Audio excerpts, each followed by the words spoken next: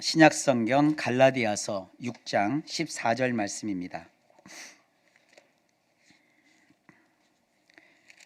갈라디아서 6장 14절 말씀. 자, 주의 말씀을 함께 봉독합니다. 읽습니다. 시작. 그러나 내게는 우리 주 예수 그리스도의 십자가 외에 결코 자랑할 것이 없으니 그리스도로 말미암아 세상이 나를 대하여 십자가에 못 박히고 내가 또한 세상을 대하여 그러하니라. 아멘. 기도합니다. 주님, 오늘도 말씀하옵소서. 예수님 이름으로 기도하옵나이다. 아멘. 저는 오늘 갈라디아서 6장 14절 말씀을 가지고 나의 자랑 이라는 제목으로 함께 하나님의 말씀을 살피려고 합니다. 오늘 본문에 잠깐 보면 십자가의 특성이 나와요. 십자가는 죽이는 겁니다. 죽이는 거. 십자가 때문에 어떤 일이 벌어지느냐면 내가 세상에 대해서 죽어요. 그리고 뿐만 아니라 십자가를 가까이 하는 나를 볼 때 세상이 나를 산 자가 아니라 죽은 자처럼 여긴다는 거예요. 이 십자가는 굉장히 세상과 나를 구분하는 중간 지점에서 중요한 역할을 하고 있습니다. 예수를 믿는데 나 세상이 너무 좋아. 아직 여러분 십자가에서 안 죽어서 그래요. 그리고 세상 사람이 나를 보면서 당신은 교회를 다닌다고 하면서도 전혀 예수님하고 상관없는 사람 같아. 이거는 아직 내가 십자가에 안 달려서 그래요. 십자가에 달린 사람을 세상이 볼 때는요, 알아채요. 넌 어떻게 말이 세상 사람 같지 않냐? 넌 어떻게 생각하는 게 우리 같지 않냐? 이렇게 우리는 원치 않는데 그쪽이 이렇게 갈라져 있어요. 태초가 왔네. 할렐루야. 반가워요. 어디까지 했지? 십자가가 그런 겁니다. 제가 지금 너무 반가워서 그런 얘기도 했지만 태초가 미국에 있어도 항상 제 마음엔 현실이 있어요. 여기에 있고 또 기도할 때도 늘 앞에 있고, 그러니까 제 속에는 우리 사랑하는 제 친두 아들도 있고 내 사랑하는 아내도 있지만 우리 성도님들도 제 속에 있다고요. 그래서 다른 분들이 저를 볼 때는 그냥 인간인 저를 보지만 하나님이 저를 볼 때는 야, 너는 네 안에 내가 너에게 맡긴 내가 사랑하는 자들이 다 들어있구나, 이렇게 본다고요. 이런 거 우리 뭐라고 하죠? 관점이죠. 관심이죠. 십자가라고 하는 게 꼭 우리가 이렇게 나무 십자가를 하고 금 십자가를 하고 그런 상징을 하지 말라는 거 아닙니다. 거기에 우리가 막 못 박히고 그런 것만 생각하는데 우리 마음이 항상 십자가에 달라붙어 있는 거예요. 그 정도뿐만이 아니에요. 오늘 성경에 보니까 이 십자가에 대해서 아주 각별한 의미로 우리에게 설명하고 있습니다. 자, 이게 서론이고요. 이제 본격적으로 본문 안으로 들어갈게요. 오늘 제가 제목을 십자가에 대해서 한다고 하면서 나의 자랑이라고 말씀을 드렸어요. 이 자랑이 뭘까? 자랑이라는 그 단어의 뜻을 물어보면 알 건 같은데 자랑이 뭐냐고 얘기해 보라면 그래, 자랑이 뭘까? 이렇게 설명이 잘 안 되잖아요. 그럴 때 필요한 게 국어사전이에요. 이 국어사전을 보면 이렇게 되어 있어요. 자랑이 뭐냐? 나 자신, 그리고 자기와 관련되어 있는 어떤 사람, 가지고 있는 물건, 하고 있는 일, 그런 것이 정말 아주 잘 돼서 훌륭하거나 남에게 칭찬받을 만한 것이라고 드러내서 말하는 거. 그러니까 자랑은 말로 하는 거예요. 이걸 우리 한국인들은 자랑이라고 여기는 거예요. 사람이 세상 살다 보면 자랑거리가 다 있을 수도 있고 어떤 사람은 전혀 없을 수도 있어요. 하지만 심리적으로 또 의학적으로 사람이 자기에게 자랑거리가 있으면요, 세상을 사는데 좀 도움이 된대요. 자랑거리가 없는 사람은 세상 살면서 좀 우울해져요. 우울하지다고 해서 자랑거리가 없어서 그런 것은 아니지만 어지간 자랑거리가 있으면 그래도 조금 살맛이 나는 거예요. 그래서 그런지 이 자랑거리가 없는 사람은 어떻게 해서든지 자랑거리를 만들려고 또 노력들을 해요. 자랑할 게 참 많아요. 세상에 보면 남다른 운동신경, 또 체력 좋은 것도 자랑이 되고, 또 탁월한 부지런함, 그리고 이런 것도 자랑거리가 되죠. 출중한 청소 실력 그리고 손재주, 그리고 요리 솜씨, 또 긍정의 끝판왕. 그 사람은 아무리 어려워도 아주 뭐 할 수 있다, 하자 하면 된다. 이런 긍정의 끝판왕과 함께 사는 남편은 행복한데 긍정의 끝판왕과 함께 사는 아내는 좀 불행하시더라고요. 너무 긍정의 끝판왕 남편은요, 오지랖이 너무 넓어갖고 좀 그러기도 해요. 어쨌든 그다음에 또 우리 성도님들이나 뭐 세상 사람이 다 좋아하는 거, 통장 잔고, 이런 굉장히 뿌듯하고 자랑하고 싶고 막 그러죠. 그다음에 현금성 자산인 주식, 또 묻혀놓은 그 부동산, 또 쉽게 자랑할 수 있는 것이 자동차, 또 자기 가족 자랑이 사실은 제일 좋죠. 아들 자랑, 딸 자랑, 뭐 자식 자랑, 손주 자랑, 사위 자랑, 며느리 자랑, 그런 거 우리 되게 좋아하잖아요. 그리고 또 뛰어난 지식, 이런 게 다 세상의 자랑거리예요. 그런 것이 있으면 조금 사는 게 재밌고 또 행복하기도 하고, 그런 자랑거리 하나 만들려고 공부도 시키고 공부도 하고 노력도 하고, 그게 우리 사실 인생이에요. 그걸 부인하거나 부정하면 안 돼요. 자랑거리는 많을수록 좋아요. 먼저 그렇게 되길 주님의 이름으로 축복합니다. 그런데 그런 자랑거리 외에 예수님을 믿는 우리에게는 아주 특별한 자랑거리가 하나 더 있다는 거예요. 그래서 오늘 저는 이 특별한 자랑거리 하나를 말씀드리려고 합니다. 이 자랑거리를 바울의 표현에 따르면 십자가래요. 십자가가 우리의 자랑거리래요. 오늘 본문의 표현대로 하면 이렇습니다. 세상에는 아까도 얘기한 다양한 자랑거리가 있습니다. 그러나 나에게는 우리 주 예수 그리스도의 십자가 외에 결코 자랑할 것이 없다 그래요. 이건 다른 자랑은 다 필요 없고 십자가만 자랑한다, 이런 뜻이 아니에요. 본문을 잘 놓고 보면 여러 자랑거리가 있지만, 나의 인생에 자랑할 거리가 많지만 그 중에서도 아주 특별하고 아주 유일하고 이것만큼은 내가 결코 놓고 싶지 않은 자랑거리가 하나 있는데, 단연 그것이 뭐냐? 예수 그리스도의 십자가라는 거예요. 여러분, 자랑거리가 한 수백만 개씩 됐으면 좋겠어요. 근데 수백만 개의 자랑거리보다 나에게 오직 유일한 자랑거리, 최고의 베스트 자랑거리, 더 베스트 자랑거리를 뽑으라고 하면 나는 우리 주 예수 그리스도의 십자가다, 이렇게 지금 바울이 우리에게 소개하고 있어요. 이때 나오는 이 자랑이라는 것은 우리 국어사전에서 나오는 자랑과는 조금 결이 달라요. 여기서 자랑하다라고 번역한 이 단어는 무슨 뜻이냐면 조금 뜻이 과해요. 뽐내는 거예요. 우리가 자랑해도 겸손하게 자랑하잖아, 그죠? 아유, 내가 뭐 돈이 좀 있긴 있어 통장에, 근데 현찰로 한 100억 정도밖에 안 돼, 이렇게 겸손하게 우리가 얘기하잖아요. 그렇게 안 하세요?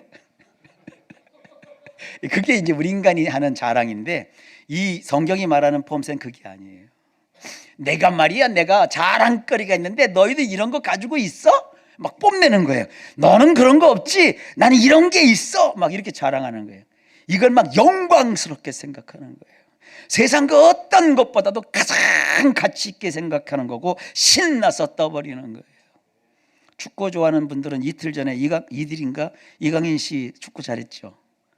축구 좋아하는 분들 없구나. 손흥민이 볼 하나만 차 넣어도 그냥 막 기분이 좋고 막 얼마나 기뻐요. 그래서 막 봤어? 너희들 그거 슛하는 장면 봤어? 막 그러고 하잖아요. 그런 거예요. 여기 성경이 말하는 이 자랑은요, 그냥 뿌듯한 게 아니라 막 좋아 죽겠는 거예요. 막 좋아가지고 떠들어대는 거예요.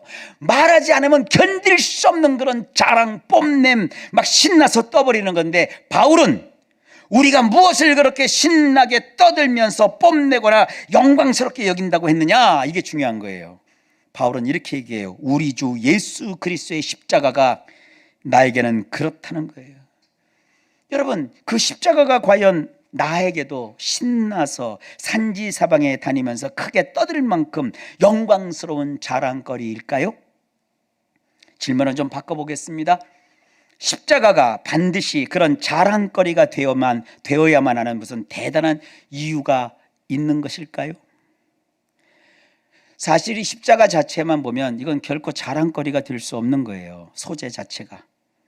이 십자가는요, 대개 그 페르시아 제국 아시죠?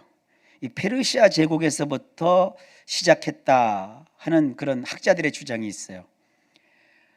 그래서 이것이 알렉산더 대왕이 제국을 차지하면서도 이 십자가형을 계속 유지를 했고요. 그리고 이 헬라 제국이 무너진 다음에 로마 제국이 또 세계의 패권을 쥐어잡잖아요. 그러니까 로마 제국도 이 십자가형을 받아들였다는 거예요. 근데 특이하게도 로마는 그 로마 시민권을 가진 자들은 큰 죄를 졌어도 십자가형에 처해지는 않았대요.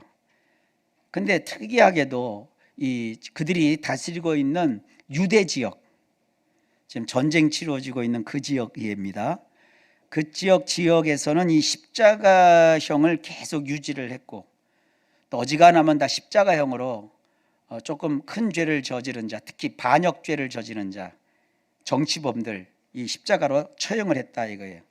이 법이라는 게 그렇습니다. 큰 제국을 하든지 아니면 독재를 유지하든지 어떤 나라의 힘을 과시하려면요, 늘 쓰는 것이 뭐냐, 죄인을 본보기로 삼아갖고 잔인하고 비참하게 죽이는 거예요.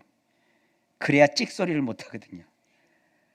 큰 죄를 져도 대충 두면 사람들이 법이 무너졌다 그러면서 함부로 막 하는데, 뭐 조금 나라에 대해서, 황제에 대해서 반역을 하거나 좀 그러면 잡아다가 그냥 막 공개 처형을 해버리면 그 식민 지배하에 있는 사람들은 꼼짝달싹을 못하고 무서워서 벌벌 떠는 거거든요. 그런 정책을, 그래서 로마가 시민권을 가진 자들에게는 안 해도 이 식민 치하에 있는 백성들은 그렇게 엄하게 다스렸어요. 그러므로 십자가에 달려 죽는 자는 로마 황제에게 반역한 만고의 역적이거나, 여러분 예수님의 그 복음서 기록을 쭉 보면 그 분위기 자체가 예수님을 황제에게 거역한 자칭 왕 이런 식으로 몰아가잖아요.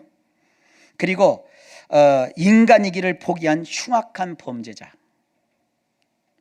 그런 자들을 죽이는 사형틀, 이게 십자가예요.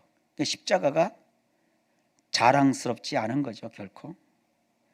그것은 수치스럽고 끔찍하고 혐오스럽기까지 한 거예요. 여러분, 성경은 설마 그런 끔찍한 십자가를 우리가 자랑스럽게 여겨야 한다고 말하는 것일까요? 그래서 우리가 십자가에 달려 죽을 만큼 폭력적이고 잔혹하고 반역하고 막 그래야 되는가요? 그게 아닙니다. 절대로 아닙니다. 우리에게 십자가가 자랑스러운 이유는 거기에 달려 비참하게 처형당해 죽으신 분이 다름 아니라 우리 주 예수 그리스도이시기 때문입니다. 도대체 그 십자가에서 어떤 일이 벌어진 것일까요? 그 당시 최초의 십자가 현장의 생생한 기록이 성경에 적혀 있습니다. 그 일부분을 제가 떼어서 인용을 한번 해볼게요. 한번 들어보세요. 그 머리 위에 이는 유대인의 왕 예수라 쓴 죄패를 붙였더라. 이때에 예수와 함께 강도들이 십자가에 못 박히니 하나는 우편에 하나는 좌편에 있더라. 그리고 지나가는 자들은 자기 머리를 흔들며 예수님을 향해서 모욕하고, 그와 같이 대제사장들도 서기관들과 장로들과 함께 희롱을 했고, 또한 함께 십자가에 못 박힌 강도들조차 이와 같이 욕하더라. 이 십자가 현장에서 조금이라도 우리가 자랑스럽게 여길 만한 구석이 없어요. 우리가 신나서 그리고 좋아서 여기저기 대고 뽐내면서 칭찬할 장면이 없어요. 강도를 자랑스럽게 여기겠어요? 예수님을 희롱하고 능욕했던 서기관과 장로들과 대제사장들을 우리가 자랑스럽게 여기겠어요? 고개를 절레절레 흔들면서 쭈쭈쭈쭈 네가 하나님의 아들이거든 거기서 내려와라, 네가 하나님인 것을 증명해보라, 이렇게 막 조롱했던 그런 것을 우리가 자랑하겠어요? 십자가 현장에는 조금이라도 자랑할 구석이 없어요. 전혀 없어요.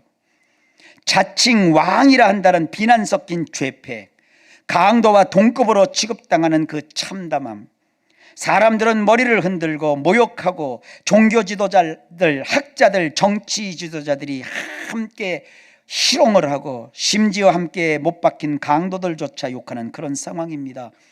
그러니 오늘날 예수님 십자가 앞에서 뭇사람들의 거친 태도와 행동 역시 2000년 전 십자가 현장에 있던 자들과 사실은 별반 다를 게 없어요.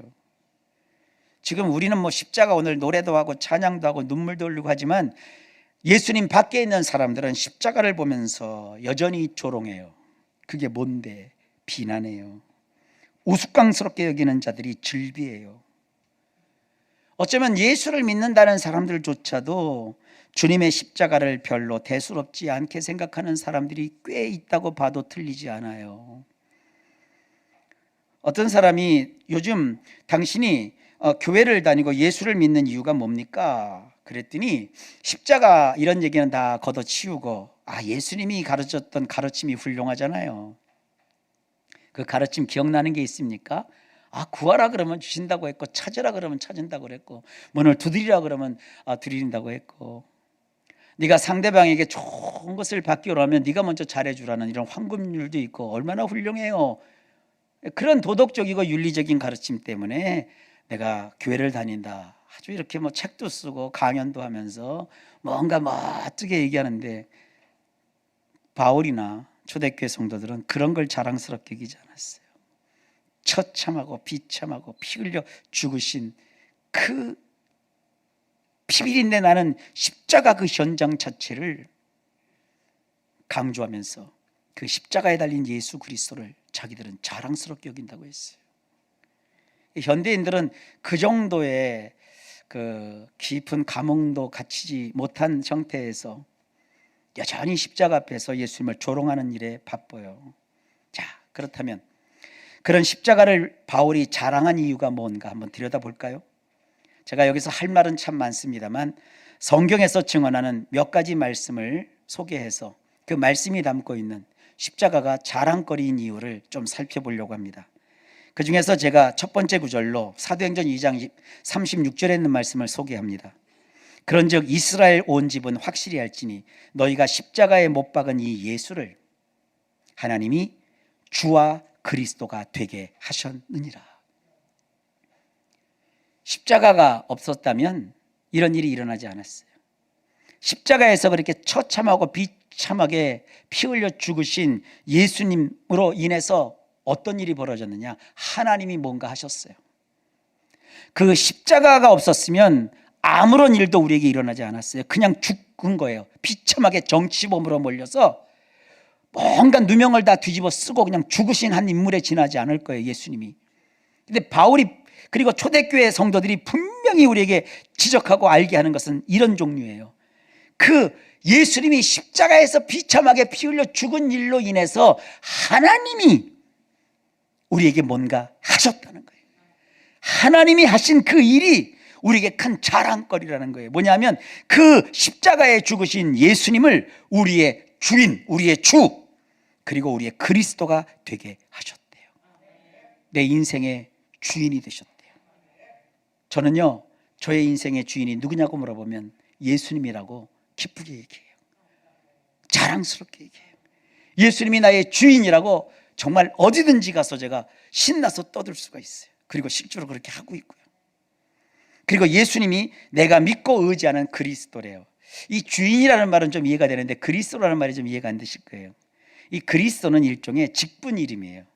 저를 부를 때 여러분들이 그냥 이름을 부르지 않고 뒤에다가 목사님이라고 붙여주잖아요. 그 목사님이 그게 직급이에요. 직급. 옛말로 치면 게 벼슬이요. 그처럼 그리스도가 예수님께 붙여진 벼슬 이름이요.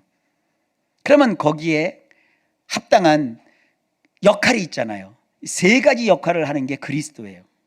이 그리스도를 옛날 아람어로는요 메시아라고 부르기도 했어요. 메시아, 그리스도, 이건 같은 말이거든요.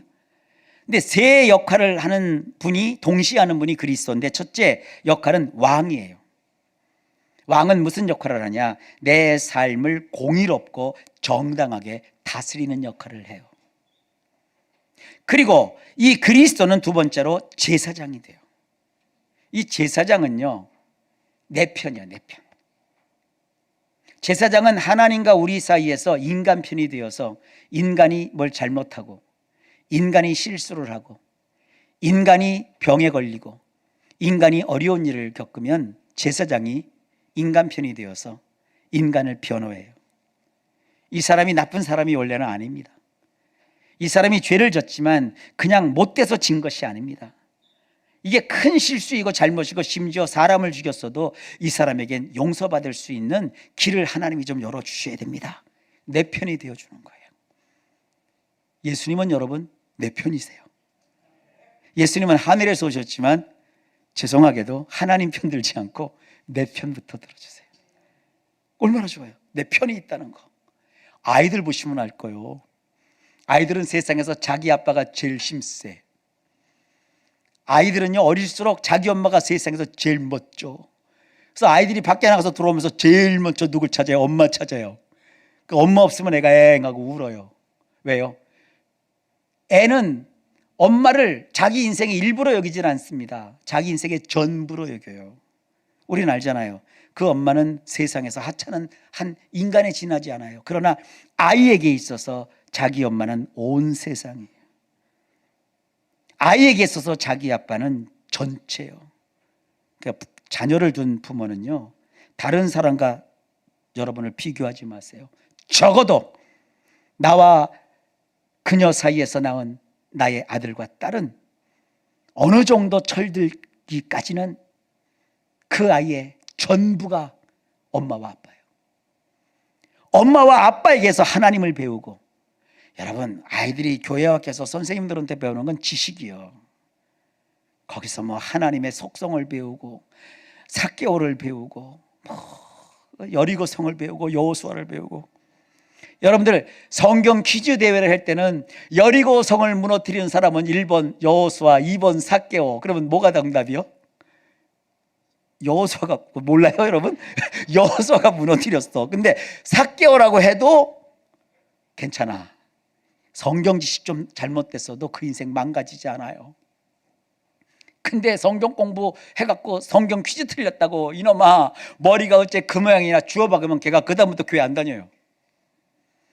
좀 몰라도 괜찮아요. 성경 지식 뒤바뀌면 어때? 그거 괜찮아요. 구약을 신약이라고 신약을 구약을 해도 괜찮아요. 요한복음 3장 16절을 마태복음 3장 16절로 해도 틀리지 않아요. 그게 중요한 게 아니에요.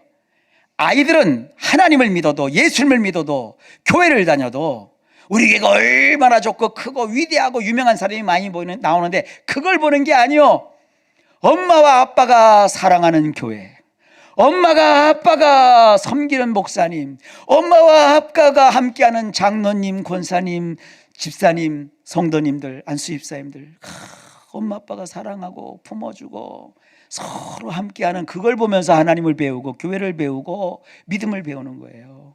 왜냐? 엄마 아빠가 나의 전부이기 때문이에요. 거기서 무너져 갖고 엄마 아빠가 하나님이 어디 있어? 뭐 이거 야 교회 다녀도 소용없어 그러면 애들이 다 들어요. 그런 줄 알아. 여러분들이 태도 하나 말 하나 하나님을 얼마나 사랑하고 경외하는지. 사실이요, 저는 여러분들에게 얼마든지가 꾸밀 수 있어요. 제가 선한 척할 수 있고 의로운 척할 수 있고 대단한 척할 수 있고 멋진 척할 수 있고 엄청나게 막 신령한 척할 수 있어요. 그러나 저를 가장 많이 잘하는 사람은 제 아내고요, 저희 두 아들이에요. 여러분, 제가 정말 제대로 된 신앙인인지 제대로 된 목사인지 아닌지 우리 교회 장로님들한테 묻지 마세요. 권사님들한테 묻지 마세요. 저희 애들한테 한번 물어보세요. 오늘 오면 살짝 물어보세요. 저기 화장실 뒤에 가갖고 야, 니네 아빠가 진짜 네가 볼 때 목사 맞냐? 한번 물어보세요. 제가 답은 모르겠어요. 우리 아이들이 뭐라고 답변할지 모르겠어요. 근데 만약에 아이고 그 우리 아빠 다 구라야 구라 그러면 저는 정말 실격이에요. 여지까지 제가 살아오면서 제가 믿은 하나님, 제가 만난 하나님, 제가 경외하고 사랑하는 하나님을 우리 아이들이 다 봤어요. 다 보고 감사하게도 우리 아이들이 하나님을 사랑해요. 하나님을 경외해요. 난 그게 너무 감사해요. 사랑하는 엄마 아빠 여러분들, 여러분이 선교사님이에요.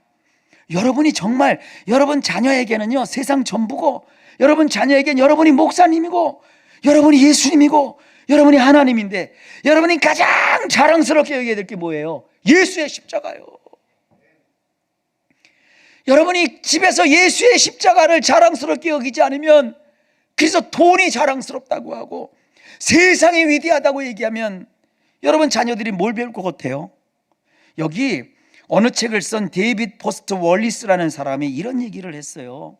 만약에 돈을 여러분의 왕으로 삼으면 당신은 늘 부족할 것이래요. 왜냐? 세상 돈을 여러분 다 갖고 싶잖아요. 근데 세상 돈을 다 갖고 싶어도 가질 수 없는 게 돈이에요. 내가 열심히 일했어요. 대박이 터져갖고 이번 달에 1,000만 원 벌었어. 그럼 세상 다 가진 것 같죠? 근데 그 돈을 내가 왕으로 삼고 돈의 신이요 나에게 1,000만 원을 주시다니 당신이 최고입니다. 그런데 옆집 사람은요 같이 노력했고 같은 시간에 힘을 썼는데 나는 1,000만 원 벌 동안에 그 사람이 1억을 벌었어. 그럼 내가 수고해서 한 달 내내 벌었던 1,000만 원은 의미가 없어져요. 더군다나 그 사람이 나보다 신통치 않고 학교 다닐 때 나보다 공부도 못했고 키도 나보다 작은데 1억을 벌었으면요 그때는 살맛조차가 이뤄져요. 그런 실망하고 좌절한 모습을 세상 전부인 줄 아는 여러분 아들과 딸이 보고 뭘 배울까요? 우리 아빠 엄마는 실패했어. 우리 아빠는 해도 안 돼.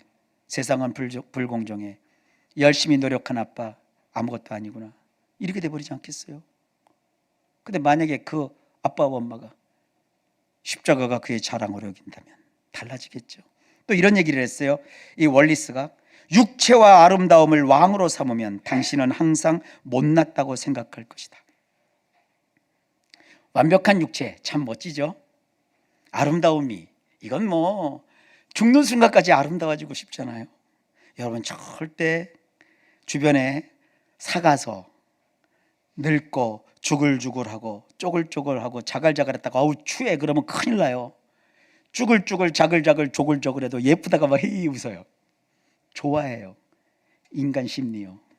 정말 그래요. 이 미라고 하는 거, 아름다움이라고 하는 것은요 남성이든 여성이든 평생 추구하는 가치요. 그리고 이 육체, 완벽한 육체를 갖고 싶어하는 거, 이거 굉장한 소망입니다. 근데 이게 그 정도로 끝나야지. 이 육체와 아름다움을 왕으로 삼으면 평생 나는 못났다고 생각할 거예요. 피트니스 클럽에 가서 아무리 여러분들이 바벨을 들고 이거 웨이트 트레이닝을 하고 막 해도요 그 몸매가 거기 붙어있는 사진만큼 안 나와. 이게 빨래판 아무나 생기는 게 아니요. 그거요 빨래판 생겼어도요 한 3일만 다른 거 먹으면 빨래판이 밋밋해져요.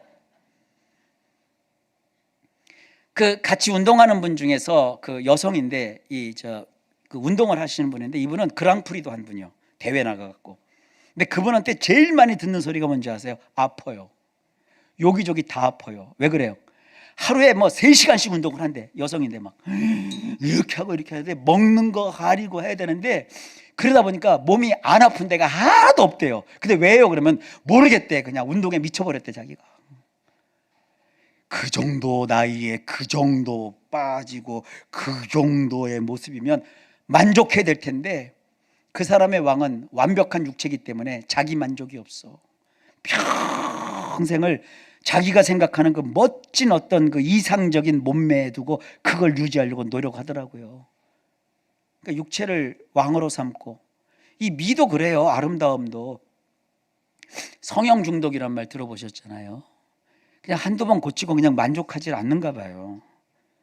그래서 이렇게 고치고 나면 또 여기가 문제가 생기고, 요 코를 고쳐놓고 입가가 더 그렇고, 한동안은 또 입가를 이렇게 째는 게 또 인기라서 입을 좀 째는데 요즘은 또 유행이 바뀌어서 요즘은 또 작은 입을 또 인기라고 그러고, 입술이 두터졌다 작아졌다 이거 끝이 안 나요. 그 정도로 하시면 돼요. 뭐 제가 이게 쌍꺼풀 손도 대고 눈썹도 손댄 사람들한테 뭐라고 하는 게 아닙니다. 여성들만 미용에 관심이 있잖아요. 요즘 남자들 보면요, 눈썹 문신한 남자들 꽤 많습니다. 젊은 친구들일수록 더 많아요. 자기를 아름답게 꾸미는 걸 성경은 전혀 탓하지 않습니다. 근데 그걸 자기의 왕으로 삼으면 평생 노력해도 완벽한 육체와 미를 가지지 못하기 때문에 항상 나는 못났다고 생각한다는 거예요. 또 이런 얘기를 해요. 지성을 왕으로 삼으면 결국 당신이 어리석다고 여길 거래요. 사실 배워도 한이 없어요. 지식은 끝이 안 납니다. 박사학위 하나 따잖아요. 그럼 다 끝난 것 같잖아요. 근데 박사 하나 따면 또 하나 따고 싶어요. 또 하나 따고 싶어요. 끝이 없어요. 학위도 그래요. 지식도 마찬가지. 그러니까 적당히 아시고 사시는 게 좋아. 그런데 왜 자녀들에게 자꾸 지식이 위대하다, 지식이 너의 신이다 그렇게 가르치시나고요.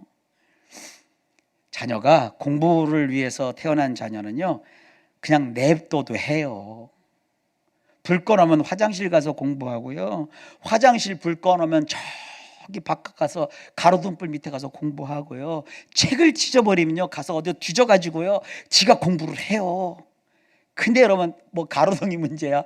그 막 건강해서는 룩스를 딱 맞춘 그 불에다가 조명에다가 막 책상 마련해주고 막 해놓고 막 해도요 안 되는 애들은요 안 돼요. 그냥 사실 이게 목사가 할 소리 하는데 그냥 지팔자니 하고 두세요. 그게 편하지 않아요. 다 마찬가지. 뭐 여러분 그 S자 들어있고 Y자 들어있고 K자 스카이 가면 뭐 하늘처럼 날아다닐 줄 압니까? 날아다니는 거는 다 날개가 있어서 떨어져요. 이게 낮은데 아주 기어다니면 떨어질 것도 없어. 날면요 떨어질 것도 많고, 떨어질 때 너무 높이 난 산은요 너무 심각하게 상처를 입어요. 그걸 왜 자랑 삼으려고 하냐고요. 그런 건 사소한 자랑거리. 그냥 아들 잘 뒀네, 딸 잘 낳네, 아우 사위 대단하네, 그 정도에 멈추라고요. 그게 뭐 신나서 온 동네반네 막 프랭카드 걸고 잔치할 정도는 되기는 하겠지만 어쩌다 한 번이요, 평생 내가 동네방네 다니면서 나팔 불고 소리치고 막 정말 세상 말로 오늘 제가 웃기네요, 환장할 정도로 자랑할 건 딱 하나요. 나를 위해서 십자가에서 못 박혀 죽으신 주 예수 그리스도, 그분뿐이에요. 이 바울이 지금 그걸 얘기하고 있어요. 왜 그러냐면요, 시편 103편 5절로 9절에 이렇게 되어 있어요. 내 영혼아 여호와를 송축하며 그 모든 은택을 잊지 말지어다. 그가 내 모든 죄악을 사하시고 내 모든 병을 고치시고 내 생명을 파멸해서 속량하시고 인자와 긍휼로 관을 씌우시고 좋은 것으로 내 소원을 만족하게 하사 내 청춘을 독수리같이 새롭게 하시는도다. 여호와께서 공의로운 일을 행하시며 억압당하는 모든 자를 위하여 심판하시는도다. 여호와는 긍휼이 많으시고 은혜로우시며 노하기를 더디하시고 인자하심이 풍부하시도다. 자주 경책하지 아니하시며 너를 영원히 품지 아니하시리로다. 이런 분이 예수님이고 그 예수님이 나의 왕이시고 내 제사장이 되셔서 내 편이 되어 주십니다. 그리고 예수님은요 그리스도시라, 세 번째가 선지자예요. 선지자는요 이 못나고 부족한 나에게 계속해서 가르쳐 주세요. 뭘 가르쳐 주느냐? 하나님의 뜻을 알려주세요. 하늘의 뜻이 무엇인지를 지시해 주세요. 요즘 길을 꽤 아는 분들도 내비게이션 없으면 어디 못 가요. 옛날은 내비게이션이 하도 이게 성능이 안 좋아서 죄송합니다 지나쳤습니다. 우회전해야 되는데 깍 가보니까 죄송합니다 우회전을 지나친 거예요. 이 GPS하고 수진이 안 돼가지고 지금은 가기 전에 벌써 탁 뜨는데, 옛날에 그 PDA라고 해서 그 내비게이션을 이렇게 스스로 자작해서 갖고 다녔어요. 저는 PDA 썼거든요. 그럼 이거는요 지나간 다음에 그제서야 딸랑 하고 좌회전을 했는데 딸랑하고 한참 뒤에 좌회전입니다 그래요. 요즘은 안 그래요. 미리 다 알고 막히는 길도 미리 다 알려주고. 요즘은 딱 봐서 이 차가 신식이고 내비게이션이 이게 최신식이다 그러면 길을 알아도 아는 척하지 마세요. 그게 더 잘 알아서 가. 왜냐, 그거는요 다니는 길로 다니는 게 아니라 요즘 내비게이션은요 최신 업데이트를 시키면 막히지 않는 가장 최적화된 길을 5분에 한 번씩 이렇게 바꿔갖고 가야지기 때문에 아주 빠르게 보내요. 요즘 주변 분들한테 이렇게 길을 물어보면요 주소만 찍어주고 내비게이션 찍고 와 이래요. 옛날에는 야 거기 가면 100m가 있어, 거기 전봇대가 아닌데 그래서 오른쪽으로 꺾어갖고 20m를 가면 거기 왼쪽으로 더 꺾고 이렇게 했어요. 근데 지금은 주소만 찍어주고 알아서 와 그래요. 다 찾아가요. 내비게이션이 옛말로 하면 선지자요. 십자가에 달리신 예수님이 우리를 위해서 인생 내비게이션이 되셔서 하나님이 원하시는 길이 어느 쪽인지 계속 알려주세요. 그러니 우리 자랑거리가 될 수밖에 없어요. 이런 왕이 나의 편이 되어주시고 제사장이 되시고 그리고 선지자가 되셔서 이 기록한 성경 말씀과 일상에서 느끼고 경험하고 깨닫게 되는 일들을 통해서 땅에서 비록 살지만 저 하늘의 뜻을 알게 하십니다. 내가 왜 이런 일을 당해야 되는지, 내가 왜 이런 취급을 당해야 되는지 세상 사람들 많이 곤란해하고 힘들어해요. 그럴 때 우리는 하나님께 나와서 무릎 꿇어 조용히 기다려요. 새별 같은 두 눈을 사르르 감고 주님의 음성을 기다리고 있으면 아이야 나는 너를 사랑하노라 확신부터 주시고 이길 힘을 주시고 헤쳐나갈 수 있는 용기도 주시고 지혜도 갖게 하시고 내가 부족하면 정말 뜻밖의 도움을 얻게 하십니다. 이 점쟁이들이 잘하는 말 중에 있어요. 뜻밖의 도시에서 기린을 만난대. 좋은 사람을 만난대. 아니, 점쟁이도 그 얘기를 하더라고. 제가 점쟁이하고 하나님을 동급 취급하는 거 아닙니다. 그거 다 어디서 들은 게 있어서 그렇게 하는 거예요. 세상 사람들이 무슨 기린이 있긴 무슨 있어요. 마귀를 추종하는 자를 어디로 데려가느냐? 죽이고 멸망시키고 도적질해가는 길로 이끌어가요. 그러나 예수님은 나를 살리세요. 생명을 얻고 풍성히 얻게 하는 길로 인도하세요. 그러니까 십자가를 의지하고 믿으면 그 십자가에 달리신 예수 그리스도로 인해서 하나님이 예수님을 나의 인생의 주인이요 나의 그리스도로 삼으셨기 때문에 어떤 경우라든지 다 이기게 하시고 감당하게 해주세요. 오늘 여러분 지금 풀지 못할 인생의 문제를 혹시 가지고 계십니까? 뭘 해도 안 열릴 것 같고 아무것도 나를 도울 자가 없다고 생각하십니까? 하나님은 살아계시고 십자가 밑에 나와 그 십자가에서 나를 위해서 피 흘려 죽으신 예수 그리스도의 십자가를 의지하여 주여 내가 여기 있습니다 이렇게 기다리고 있으면 주님의 도움이 나에게 임해요. 절망하고 좌절하면 그건 여러분 생각입니다. 하나님이 절대 여러분들을 떠나지도 않고 버리지도 않는다고 하셨어요. 하나만 더 말씀드릴게요. 사도행전 4장 10절에 이렇게 말하고 있습니다. 너희와 모든 이스라엘 백성들은 알라 너희가 십자가에 못 박고 하나님이 죽은 자 가운데서 살리신 나사렛 예수 그리스도의 이름으로 이 사람이 건강하게 되어 너희 앞에 섰느니라. 십자가에 달린 예수님의 보혈 그 피, 난 그 예수님을 믿고 자랑 삼아 살기에 병약한 자를 위해서 제가 막 선포하고 기도하는 거예요. 예수 그 이름, 십자가에서 피 흘리신 그 예수님의 그 보혈의 능력이 여기 이 사람을 건강하게 하여 너희 앞에 세웠느니라. 이 십자가를 믿고 의지하는 자에게 이러한 능력을 나타내요. 그러니까 여러분들도 병약하면 아우 내가 언제 이 병나 아이고 이러려면 그냥 빨리 데려가시오. 그건 여러분 소관이 아니요 하나님이 알아서 데려갈 때 다 데려가시니까 사는 날 동안 하나님 나 건강 주세요. 그리고 거기다가 그때 서원을 쓰는 거예요. 서원. 하나님 나 이제 건강 주시면 매일 교회에 정시 출근해서 내가 교회 가서 청소 딱 1시간 하고 돌아오겠습니다.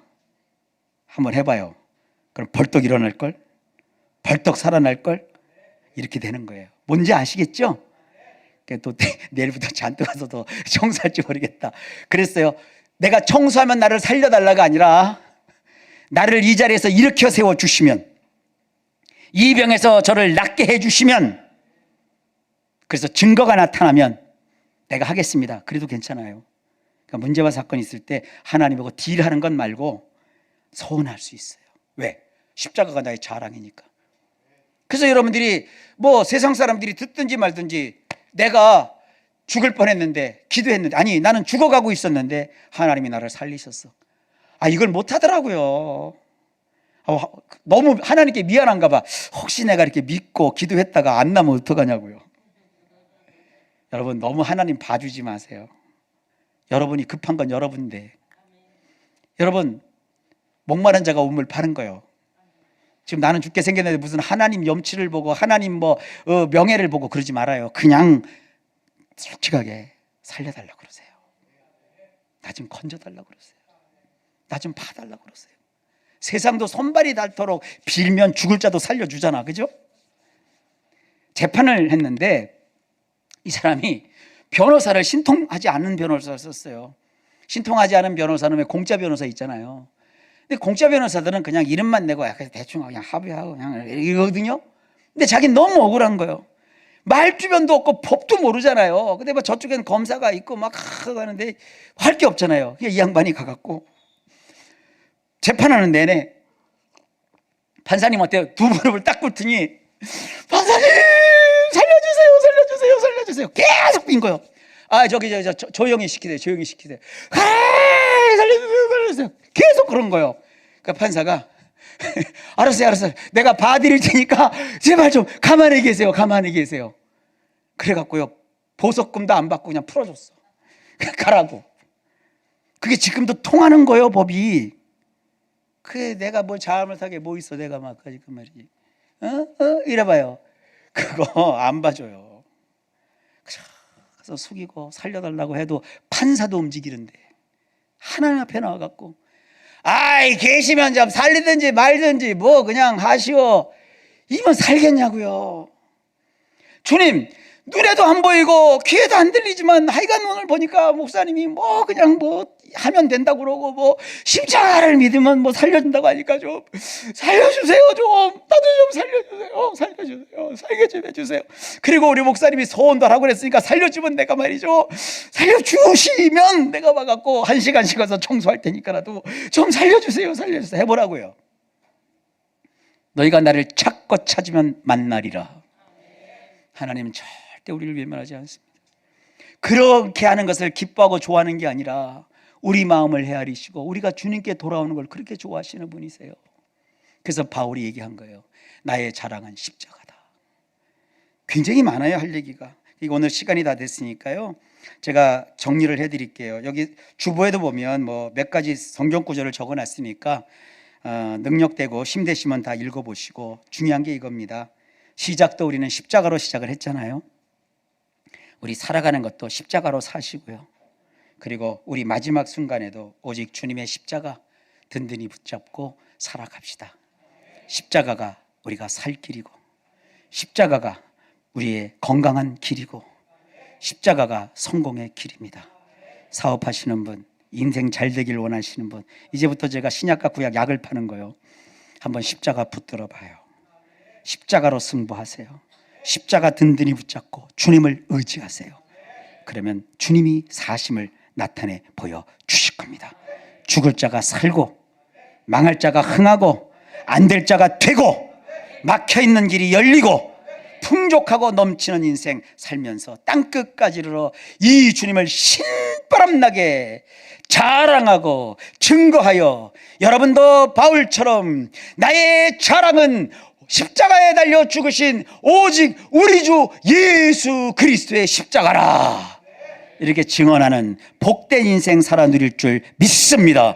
기도합니다. 하나님, 십자가가 우리의 자랑거리가 다 되도록 인도해 주옵소서. 예수님 이름으로 기도하옵나이다. 아멘.